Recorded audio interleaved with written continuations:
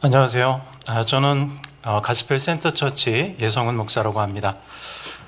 저희 개척은 2018년도 그 C2CK 저희 GCM 세미나 전신이었던 교회 인큐베이터 과정을 시작하면서 시작되었습니다.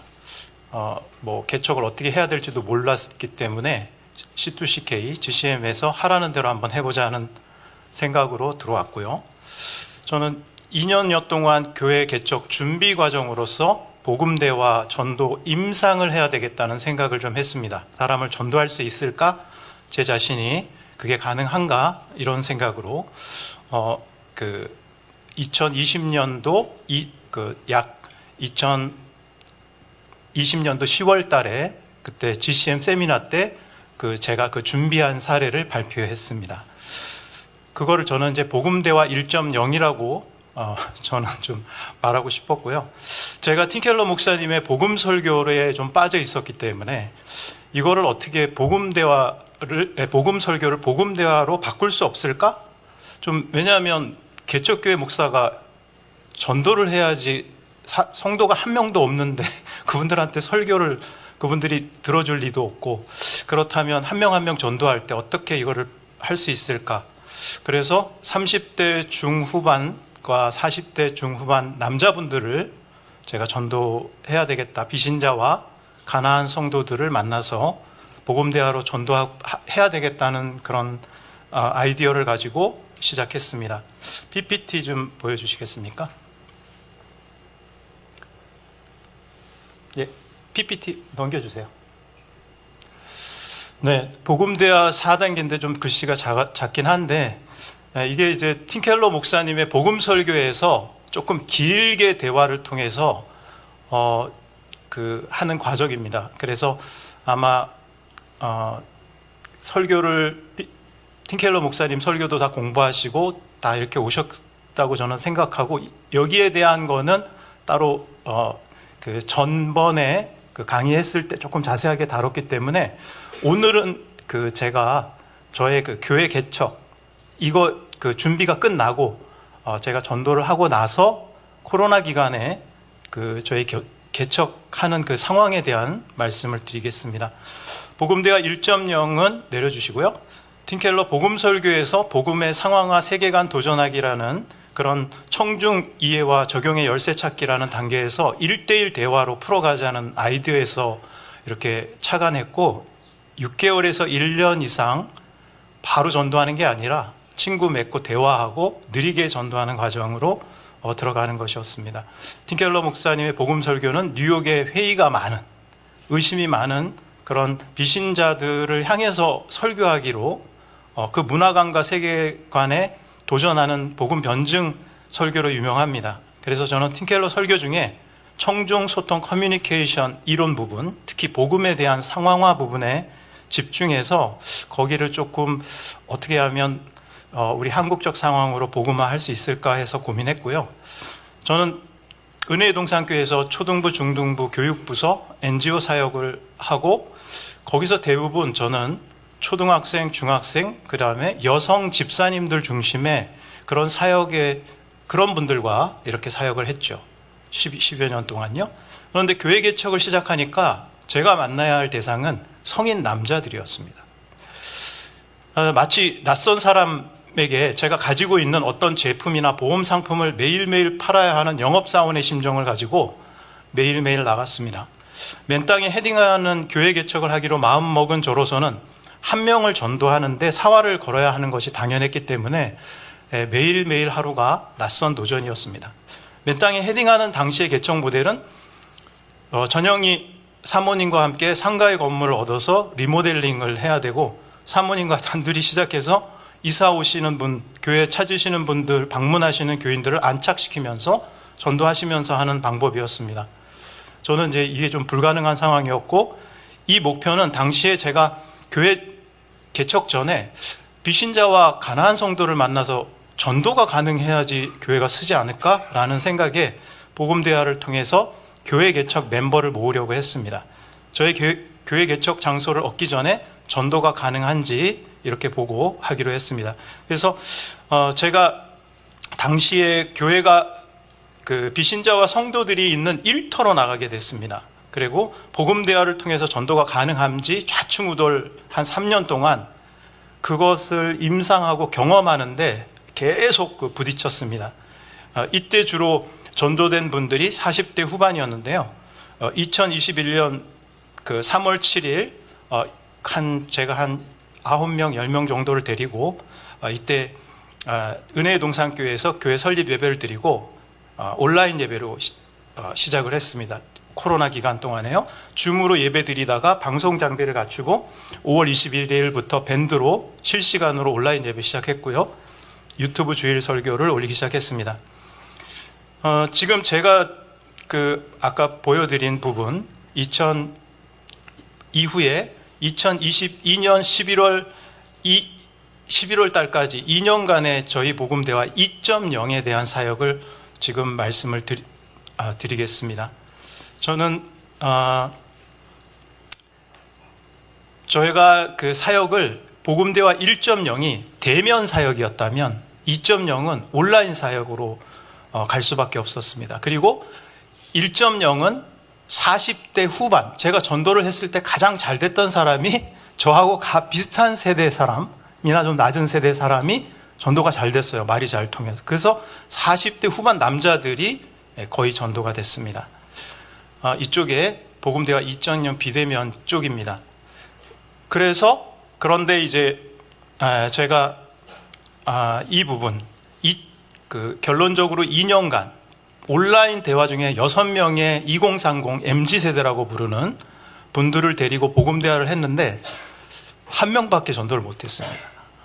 그래서 저는 정말 이제 좀 사역에 대한 좌절감도 맛보고 온라인 기간 동안 너무 힘들었어요. 이게 잘 안 되니까.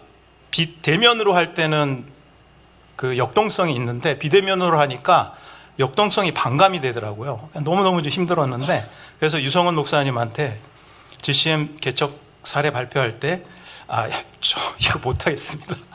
너무 힘들어요. 그랬더니 사례자 발표로 함량 미달 아닌가요? 코로나 개척하시고 정말 전도하셔서 성공하신 분들을 하시는 게 나을 것 같아요. 그랬더니 유성원 목사님이 코로나 기간에 다 어려운 기간에 설사 실패를 했더라도 그 실패담을 좀 나눠달라고 말씀하셔가지고 이 자리에 서게 됐습니다. 코로나19 기간에 온라인으로 개척하고 온라인으로 복음대화를 하려고 전도했던 저의 경험이 우리 목사님들 다 온라인 기간에 힘드셨을 텐데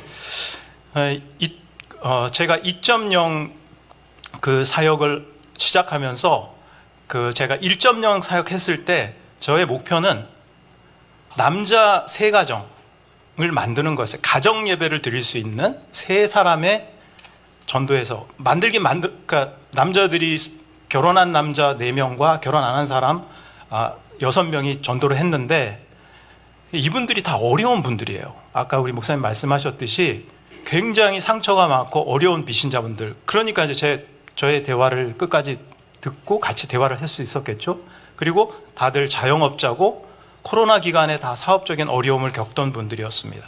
그러니까 이분들이 이제 회심하고 이렇게 변화는 되는데 실제 경제적 상황이나 이런 건 변화 안 되니까 아내를 제가 전도하라고 내보냈는데 아내분을 전도하는 게 너무 어려웠던 것이죠. 그래서 결국은 막 이혼하시는 분도 계셨고 오히려 더 상황이 악화돼서 별거를 하시는 분도 계시고 제가 꿈꾸던 상황과는 전혀 반대 방향으로 가는 거예요. 이게 최소한 하나님께서 밖에 나가서 3년 동안 했는데 왜 상황이 이렇게 됩니까? 라고 막 이제 화가 났던 거죠. 그래서 저는 이제 저도 결혼하지 않은 사람으로서 부부의 문제를 잘 알지 못했어요. 그러다 보니까 너무 이상적으로 접근을 했던 것 같고요. 그래서 저는 이제 방향을 전환했습니다. 2030을 그러면 전도를 한번 해보자.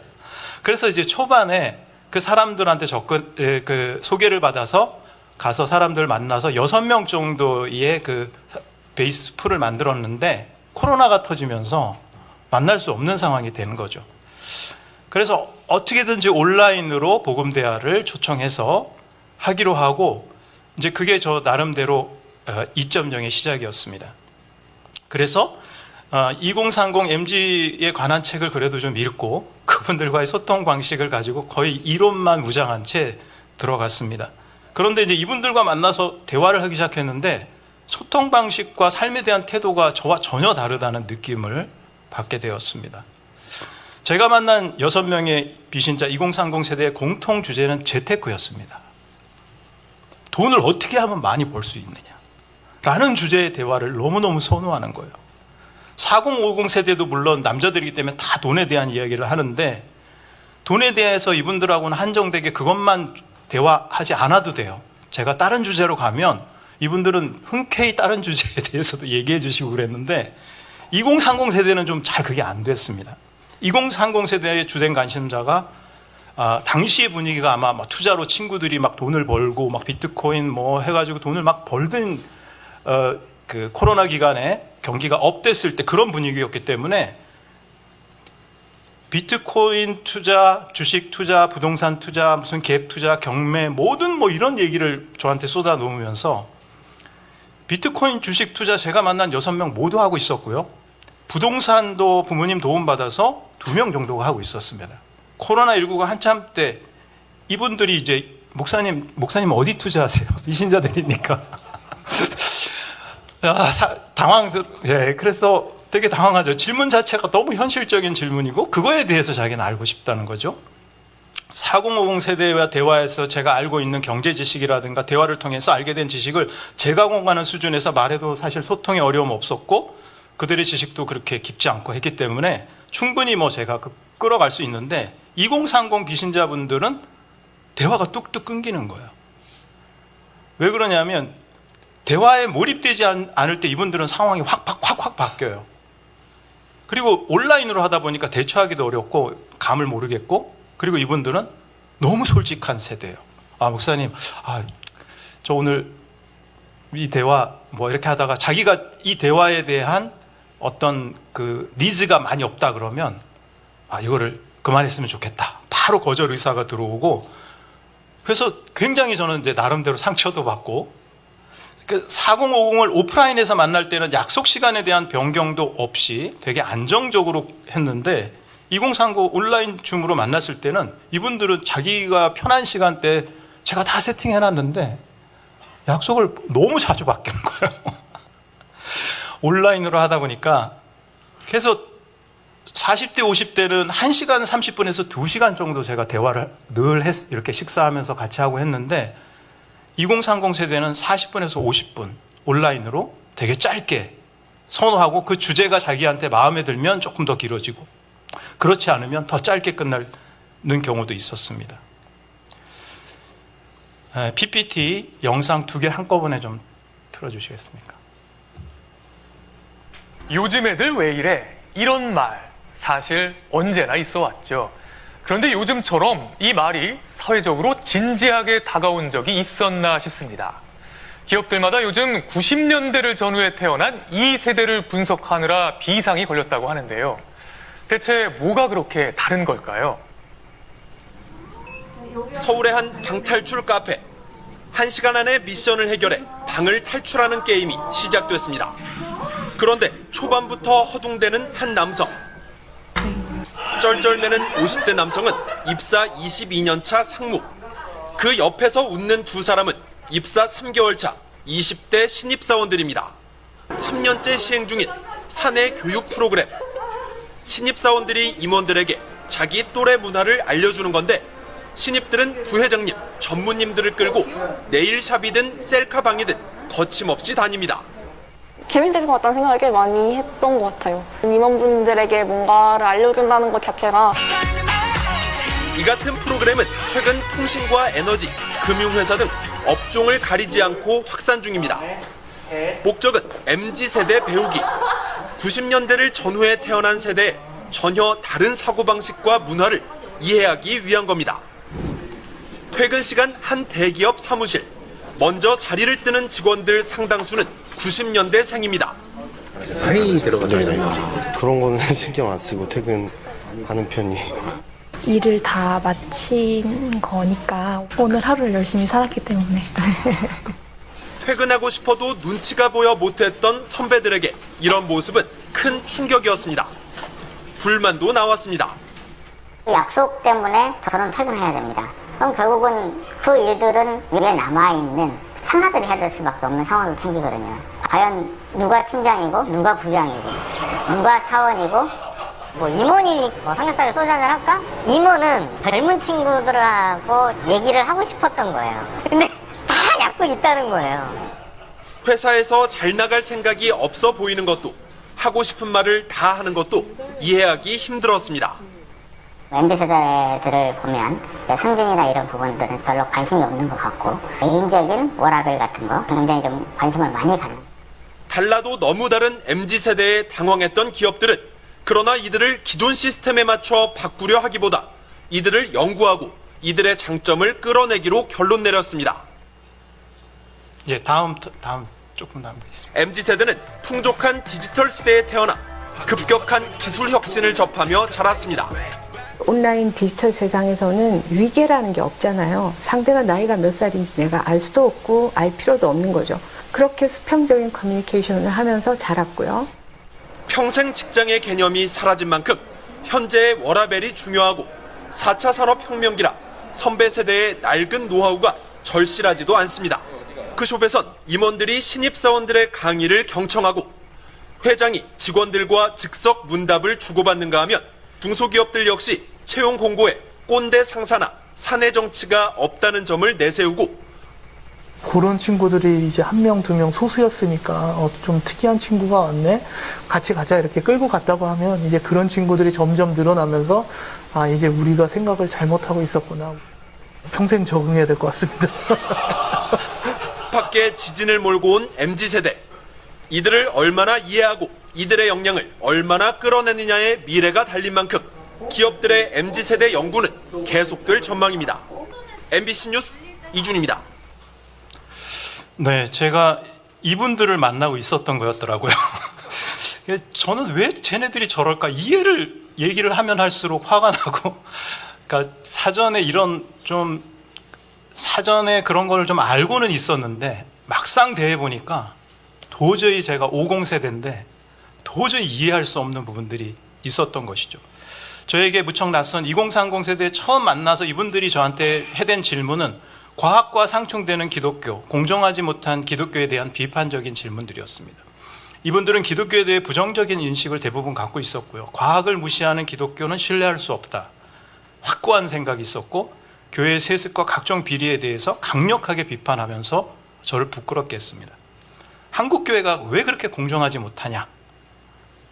아시냐? 뭐 이렇게 얘기하는데 네, 잘 알고 있습니다.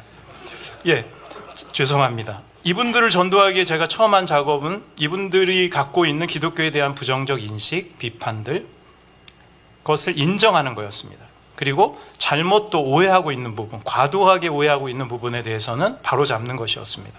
과학과 관련된 부분에서는 기독교가 과학을 무시하는 게 아니라 존중하고 있고 진화론적으로 다 설명할 수 없는 포인트들, 그 부분에 대해서 변론하기도 했습니다.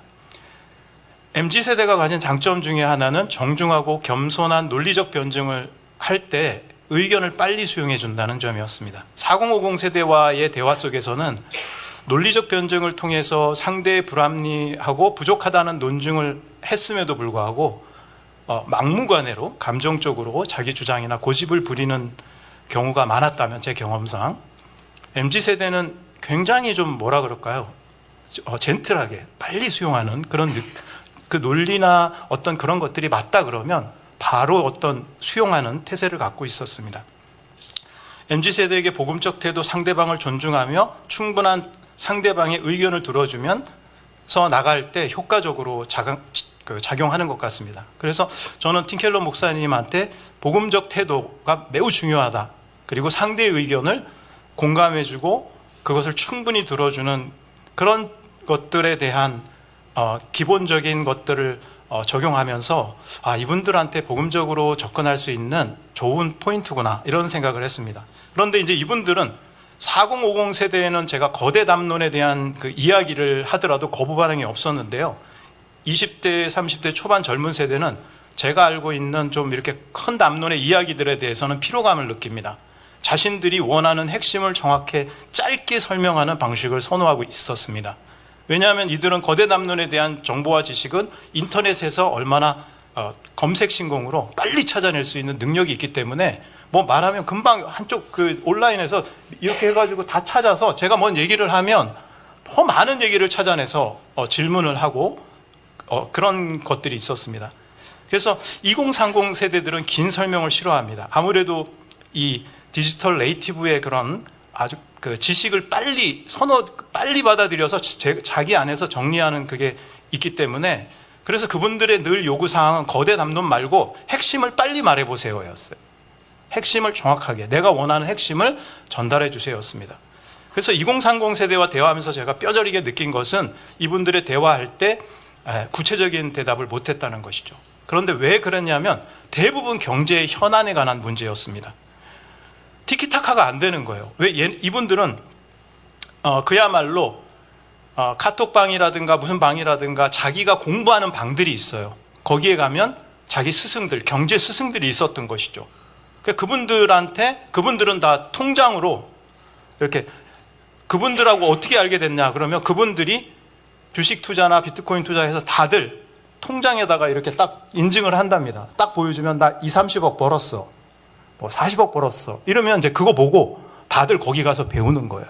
아, 어떻게 벌었어요? 하면서 이런 것이 굉장히 빠르게 모였다 없어졌다 모였다 이런 아이들이었던 거죠. 그래서 제가 이제 이들 친구들한테 무슨 얘기를 하다 보면 못 알아듣는 거예요, 제가. 그러면 이제 제가 그때 늘 한 말이 그거 어떻게 하면 알 수 있죠? 그러니까 이 친구들한테 배워야 되는 입장이었다는 거죠. 다행히도 아는 척 안 하고 그게 뭐죠? 그거 어떻게 하면 배울 수 있고 아이들이 이제 좌표를 찍어주고 어디 가면 배울 수 있다고 얘기해주고 그래서 저도 거기 가서 배우기 시작했습니다. 거기에 주식 비트코인이라든가 여러 가지 부동산 분야 자신만의 노하우의 그 스승들이 일종의 자신의 팬덤을 가지면서 그렇게 존경받으면서 이끌고 있는데 그들이 얘기하는 현실에 입각한 다윗의 영성이라고 할까요? 정말 현실에 입각한 돈 버는 법, 돈 안 잃는 법, 막 그 생생한 것들을 아이들한테 가르쳐 주는데 저도 감동이 됐어요. 이런 멋진 스승들이 있었구나. 야, 세상에 이렇게 탁월한 자들이 있구나. 거기에 비해서 저는 이제 대화할 얹을 수 있는 게 없었다는 거죠. 그래서 어떻게든지 이 친구들한테 배우는 시간을 사실은 실패라기보다는 배우는 시간이 있었던 거죠. 그러다 보니까 이 친구들은 어떻게 목사님에 대한 권위가 없는 거죠. 제가 교회 개토 안에 있을 때는 뭐라 해도 목사에 대한 권위가 있었어요. 이거에 대해서 누가 어느 정도는 알려주지. 그러나 제가 밖에 나가 보니까 그 권위가 없는 거예요. 어느 정도 티키타카가 되는 대화의 능력이 있어야 되는데 그들이 저한테 돈을 많이 받는 법을 알려달라는 건 아니에요. 그러나 그들이 원하는 수준의 대화의 공감과 그런 것들을 능수능란하게 하면서 우리 목사님 너무 많이 이런 것도 알고 있어? 야, 대단하다. 이런 게 있어야 되는데 제가 2년 동안 한 일이 주로 그게 뭐죠? 그걸 어떻게 해야 되는데요? 이런 거밖에 없었다는 거죠. 그러다 보니까 권위가 없으니까 이 친구들이 저한테 이제 복음 대화 못 하겠습니다 하고 이제 나가기 시작했던 것이죠. 제가 교회 밖을 나와서 비신자들과 가난한 성도들의 그 처절한 그 경쟁 사회, 경제 전선에 살아남고자 최선을 다하는 젊은이들, 그들의 질문의 차원과 강도는 상상 이상이었고 그들이 묻고 질문하는 이유에 대해서 그들의 현안 문제를 해결하기에 너무 간절했기 때문에 돈을 벌어야 되기 때문에 그런 것들에 대한 절실함을 저는 점점 이 친구들을 보면서 알아갔습니다. 그래서 목사로서 이분들에 대한 전문가들에 대한 대답은 아니지만 저는 어떻게 하면 이거를 돈의 문제를 성경신학적으로 저는 한 번도 이런 도전을 받아본 적이 없거든요. 그래서 돈에 대해서 어떻게 하면 성경신학적으로 이 말을 해줄 수 있는 무엇이 필요한데 이거를 제가 40평생 돈에 관련된 복음 신학의 통렬한 주제에 대한 포지션을 한 번도 경험한 적이 없는 거예요. 그래서 내린 결론은 2030 비신자 남자들을 직접 전도하기 위해서는 내가 신학적인 작업이, 경제에 관련된, 돈에 관련된 신학적인 작업이 선결되어야 되고, 이것을 성경을 통해서 그들이 원하는 질문에 보다 탁월하게 그들에게 제시할 수 있는 이런 것이 보완되어야 되겠다는 생각을 했습니다. 제가 2030 중과의 자충무도는 1년 6개월 중에서 1명 정도가 이렇게 전도되었고, 그들의 대화 속에서 저는 저의 역부족을 느꼈습니다.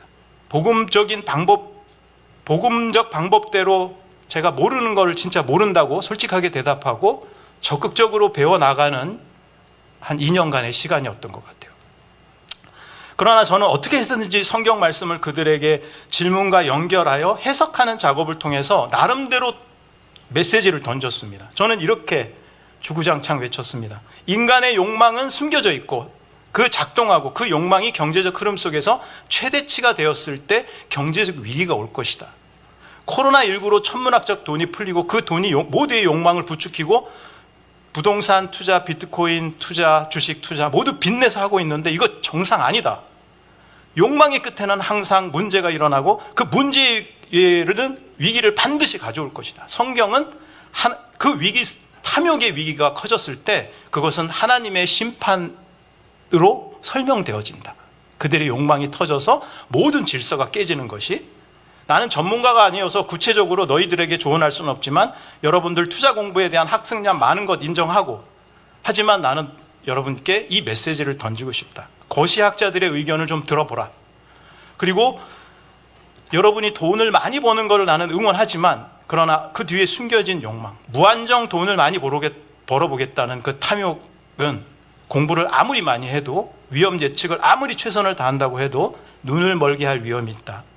성경은 이걸 근본적으로 경고하고 있고, 하나님과 최종적으로 맞다이를 그 친구들한테 마지막 경쟁하는 거는 만몬이다.